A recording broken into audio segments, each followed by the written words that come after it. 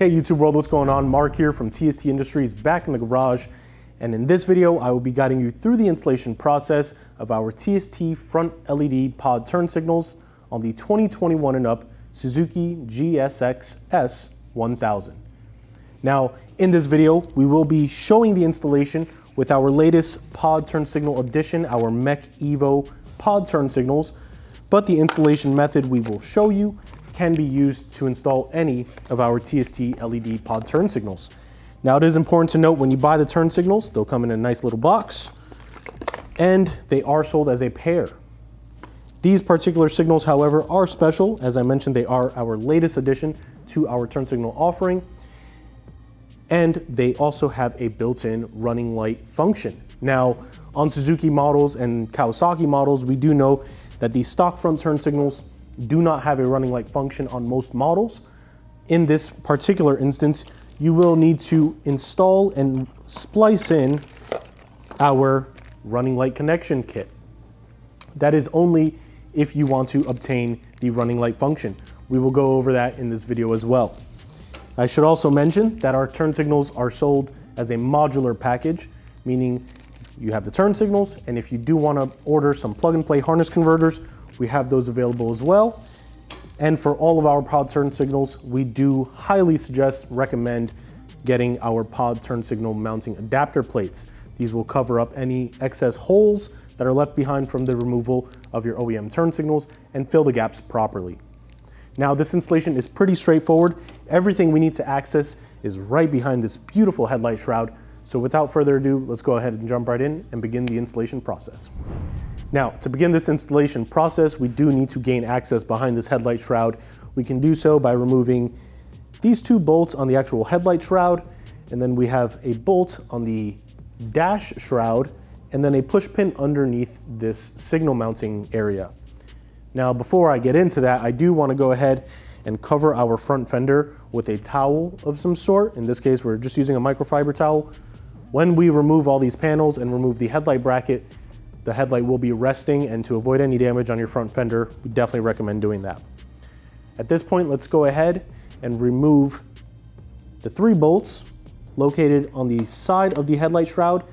These bolts do have red Loctite on them from the factory, so please be aware.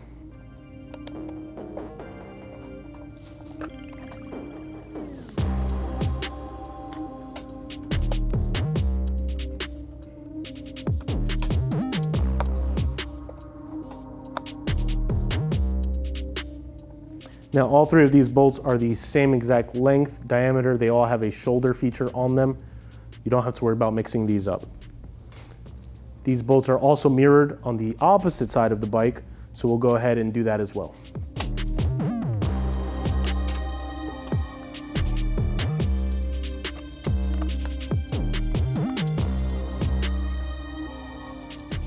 Now, for the very last step, before we move on, we have a small push pin, as I mentioned, located on the bottom of this signal mounting feature.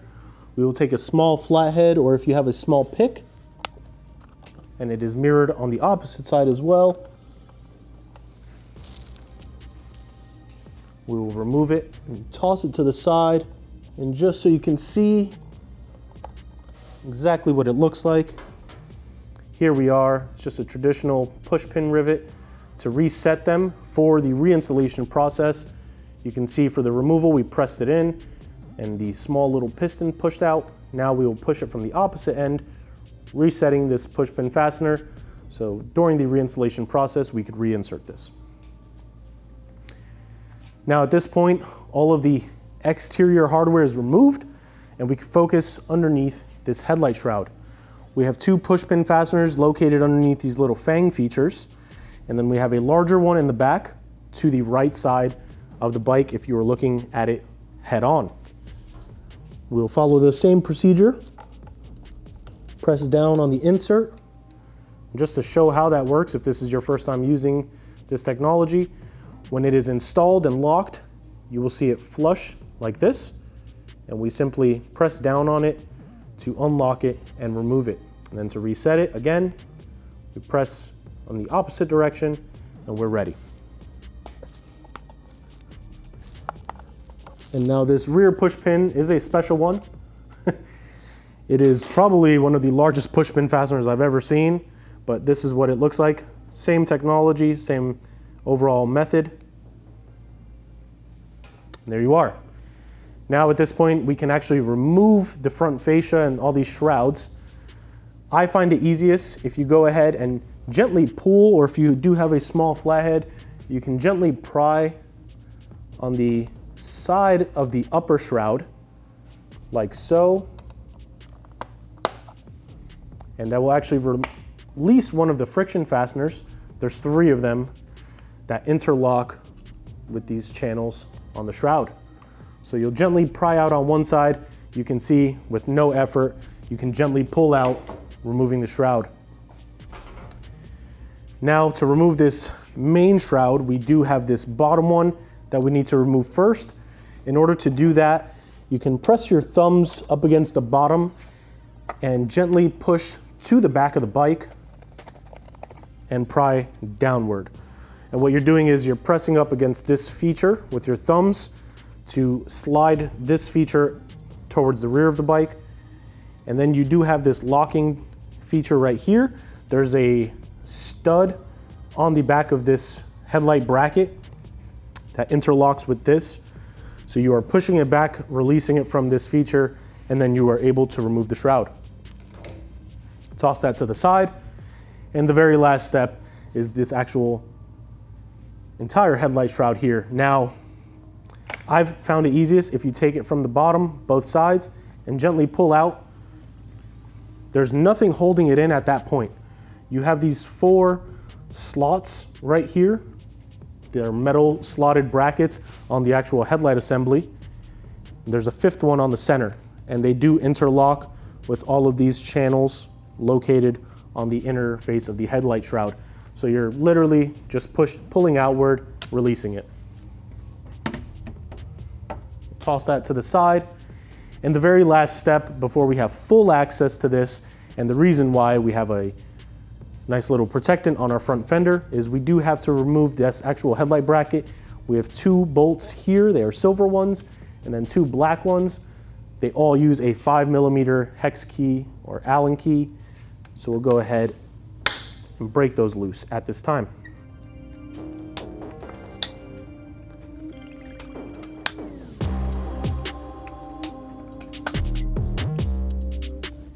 Now at this point, you can pull out gently on this actual bracket. You can see here the bottom just pivots out. The upper portion does have 2 posts. I don't know how well you can see this, but there are 2 posts here that interlock with these rubber grommets. Those are the only things that are at this point holding the headlight bracket and assembly in place. So we'll go ahead, remove that, rest it on our microfiber cloth. And now, as you can see, we have full access to the wiring, and we can actually begin the installation process. What we are going to focus on at this time is disconnecting the turn signal wiring. If we follow the wires coming from the signal, you can see here we're looking at the red connector and the black connector. We can go ahead, if you have a small flathead, that is ideal. Just pry up, releasing it from its tab. Sometimes these newer Suzuki connectors, or these newer connectors found on Suzuki models, can be a little finicky. They do have a locking tab, but if you have larger fingers, they may be hard to press down. Using a small little pick or a small flathead screwdriver does help. Now with the wires disconnected, we'll go ahead and grab the ever elusive 10mm and begin unscrewing and loosening the nut on the back of the stud. And just like that, you can begin removing the signal from the mounting shroud. Now, you will have this shoulder washer that sits and locates itself around the stud. You can press that out, toss it to the side. None of these components will be reused. What I like to do is assemble it as whole. In the event you ever do need to revert back to stock, you have everything needed. Follow the steps on the opposite side.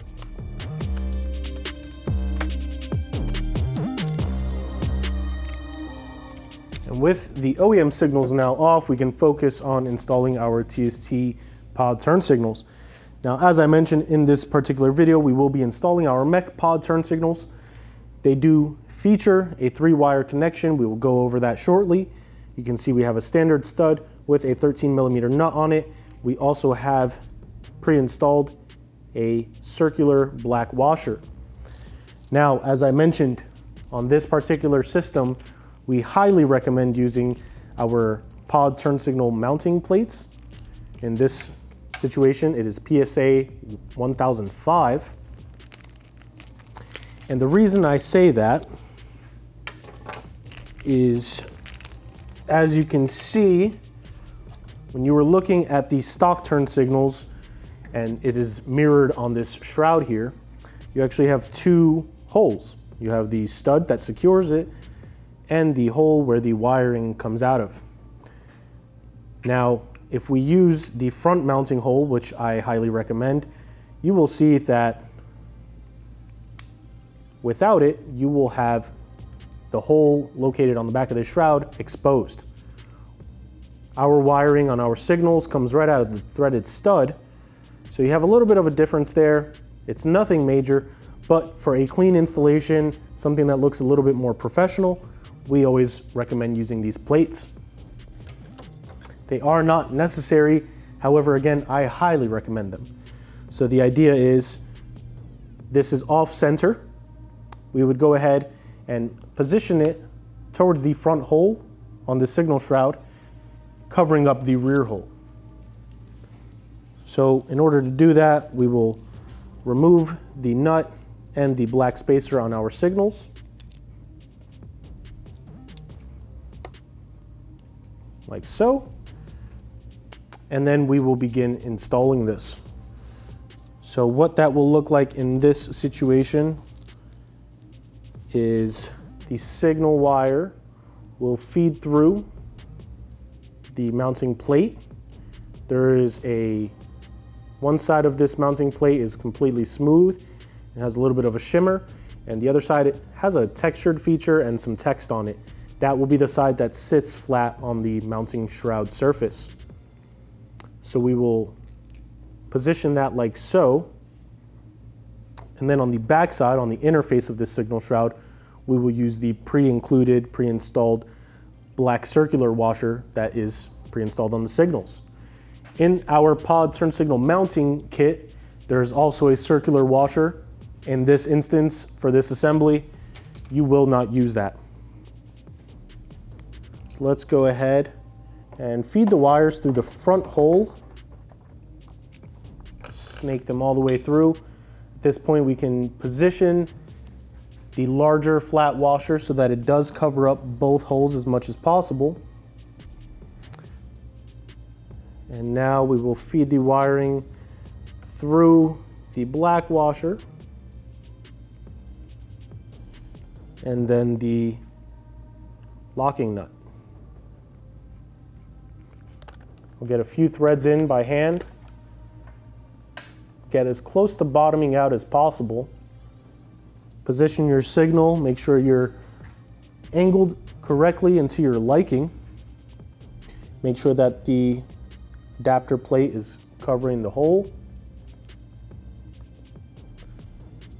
And now we can grab a 13mm open-ended wrench and just give the locking nut a few turns after bottoming out.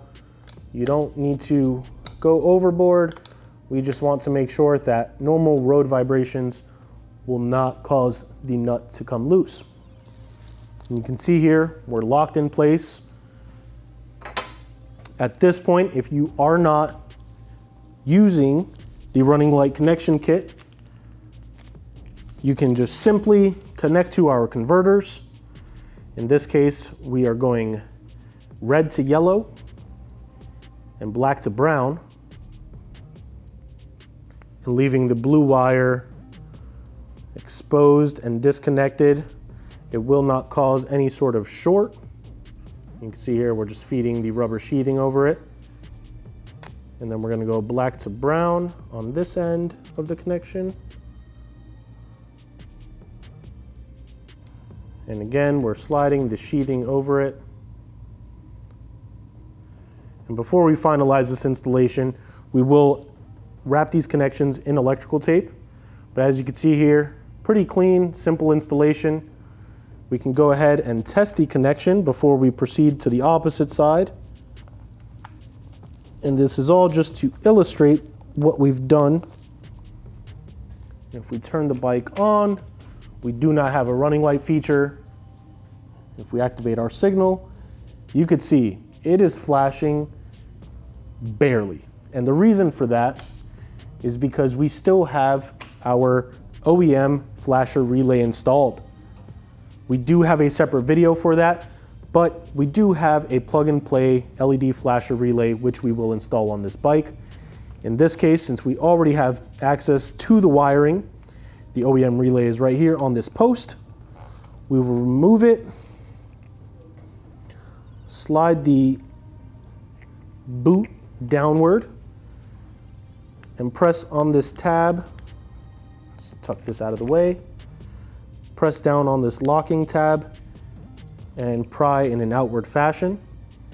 If you would like to reuse this rubber boot, you can remove it from the post on the OEM relay and you can pre-install it on ours. Use a small flathead, pry it in between, and then just slip this all the way through, just like so. And now we will connect this, wait for the click. And now if we test our signals, you can see here, they are flashing at the correct rate. It's a very simple installation process. We do have a dedicated video, but if you're watching this video, now you know how to install our flasher relay. With that sorted, again, if you are not using the running light function, you can button this up and begin with the reassembly process. You can fast forward for that, but if you do want to obtain the running light function, this is where you would go ahead and grab your running light connection kit, 10468. And you can see here, included we have 2 red posi tap connectors and a long blue wire with 2 bullet connectors on opposite ends.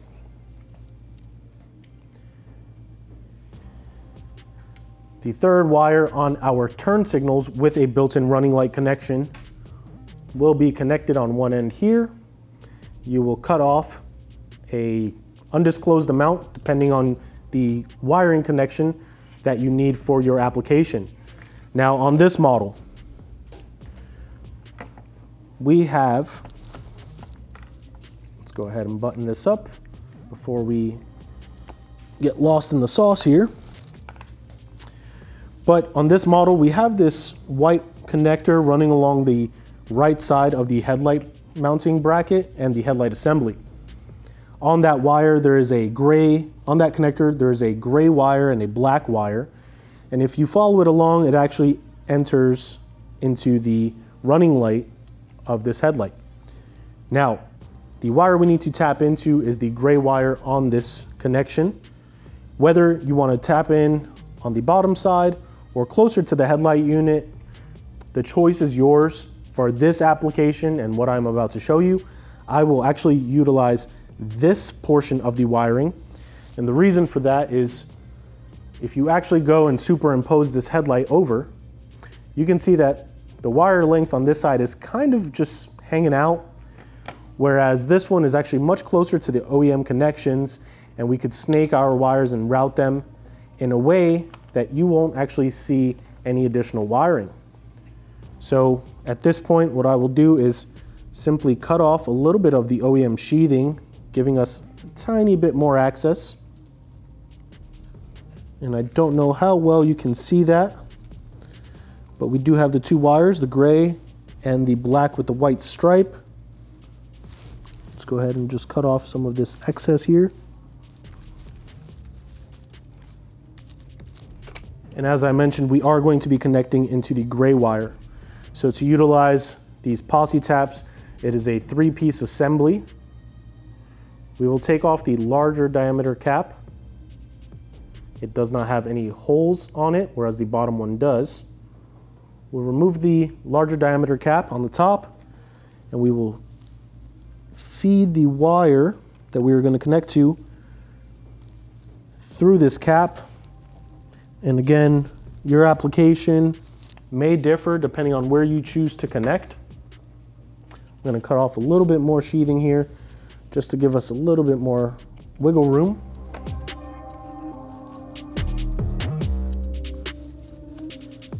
And just like that, you can see here we routed the wire appropriately through the channel on the larger diameter cap. At this point, you could take the remainder of the assembly for the posi tap connector and thread it on. There is a piercing element here that will actually pierce the wire, and when you complete the connection on the opposite end, you will actually be able to obtain that running light function with ease. And I'm actually just going to feed this backward just a little bit and then tighten it down. There you go. Now, if we go ahead and again superimpose that, you can actually see we do not interfere with any mounting points or any additional wiring. We'll tuck this wiring back and it'll look as OEM as possible to the naked eye. I think that's a win-win. So let's go ahead and remove this again. Now at this point, we can go ahead and follow the procedure for actually connecting our running light connection wire. So we will go ahead and grab the blue wire we have. We will connect it on this end. I'm just gonna snake these rubber boots over them. And now all of our connections are secure, and this will prevent any shorting. But for an additional measure of security, we will go ahead and grab some electrical tape of an adequate length. And what I like to do is start with one wire, and we will twist around this one connector, isolating it. And at this point, introduce a second connector, isolate that while securing it to the first one. And then the very last step will be introducing the third and final connection. Now in theory, if you isolated two, you don't really have to worry about the third too much, but we always recommend isolating them and securing them to one another. It just makes a nice little neat bundle here. And you can see if you have some zip ties laying around, this actually makes it super, super easy to tuck away. Gives you a nice, neat packaging. Cut off the excess. And we can tuck it behind this post, and you never have to worry about it again. Now coming back to the blue wire, you can see if we superimpose this headlight wiring, or the headlight bracket, we really don't need too much slack here from our bundled up bunch of connections. I'm going to cut a little bit on the extra side just to give us that mobility and versatility to move things around. And now we're just going to strip off just enough to expose about 1/8 to 1/4 inch of raw wiring. And the idea behind this technology of using a posi tap connector, I will do one and then copy it on the opposite side. But what you're going to do is take the raw wiring, you will remove the smaller diameter end cap on the posi tap connector with the hole on it, and you will feed the wiring through on one end. You can see here I'm exposed. On the opposite side, I'll fray out some of these wires and kind of bend them outward. And then you will insert and thread this cap back on. And now before I secure this and hop on over to the other side, we could take a look here, and voila, just like that, we now have a running light on the front turn signals. We still have a functional running light, 2 functional running lights on the headlight assembly. We don't have to worry about any shorts. We're in a very, very good position at this point. But we do have to copy that on the opposite side. let's go ahead and install our second signal now. Repeat these steps, and then we will be ready to reassemble this entire assembly.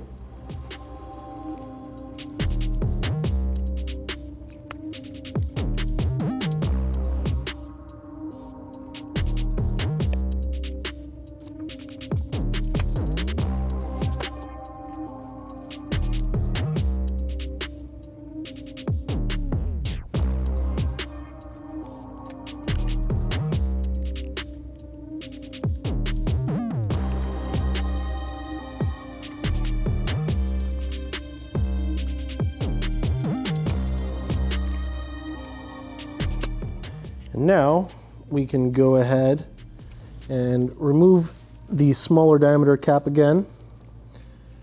And what we're actually going to do is remove the entire blue wire that we already had inserted. And we're going to just twist these together just to provide a solid connection all the way through. We're going to try and make it as tight as possible. And then we will repeat those steps that we took earlier. It does get a little tight, but if you did it correctly and you cut off enough wire length, it should be pretty straightforward from here on out. All right, now that we've bottomed that down, let's go ahead and test our connections. Perfect, we have 2 running light functions. Turn signals on both. Now we'll do a quick walkthrough checklist. We have the connections secured. We've zip tied them, bundled them up real nicely. Our connection for the running light is secure, and we've wrapped electrical tape over the rubber insulators on our wiring. I'm very happy. We've also installed our LED flasher relay, and now the moment of truth. If you've touched the lenses on your headlights, give them a nice wipe down. And you can see here, the wiring looks very, very stock. We don't have any excess showing out on any side. And now, at this point, we can begin the reassembly process of the headlight assembly and all the shrouds, and this installation will be complete.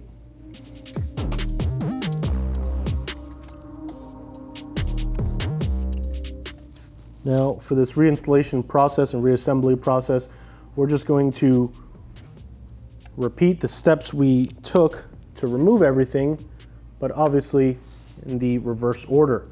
The only caveat to that will be, once we have secured this headlight bracket, we will go ahead and pre-install the bottom headlight shroud before proceeding with the rest of the assembly. The piece I'm referring to is the bottom fanged piece with the super large push pin. So what we're going to do is there's a tab located on the left side. Again, it interlocks with this feature. We will pre-install that, and then we will pre-install the larger push pin fastener and secure it by flattening it out. Now you can see that's locked in place with the exception of this pivoting. This will make it a lot easier on you to reinstall the main headlight shroud. So now we will go ahead, and while we're overlaying the main headlight shroud onto the assembly, we will gently press in an upward fashion on the bottom shroud, just like that. You want to make sure you're clear of any tension on the wires. And if you look at the side profile, you can actually check your work, make sure all your mounting holes are lined up. This tab should be behind this feature here. And now we can insert the 2 bottom push pin fasteners.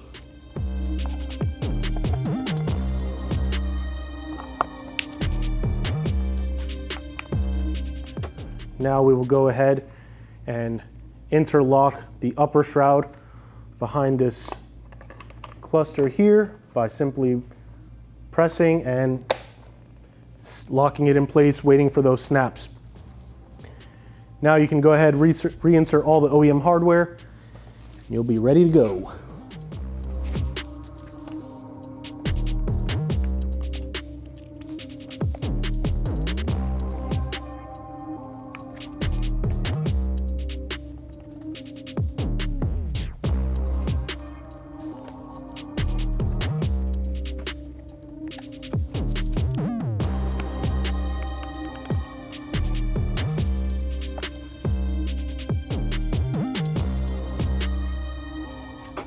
The final pieces we have left are the two push pins located on the underside of the signal mounts.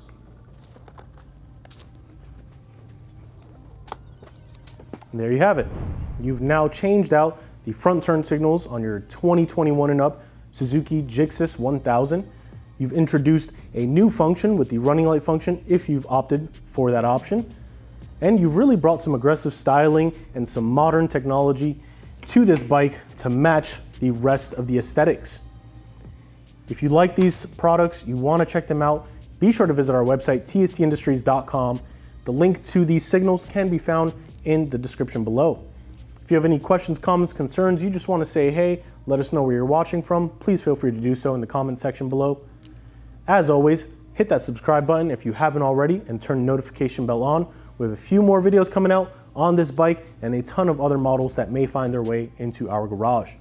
And lastly, but certainly not least, be sure to stop by our social media pages, Facebook, Instagram, Twitter, all username TST Industries, to stay up to date with all the new and exciting things we've got going on here at the shop.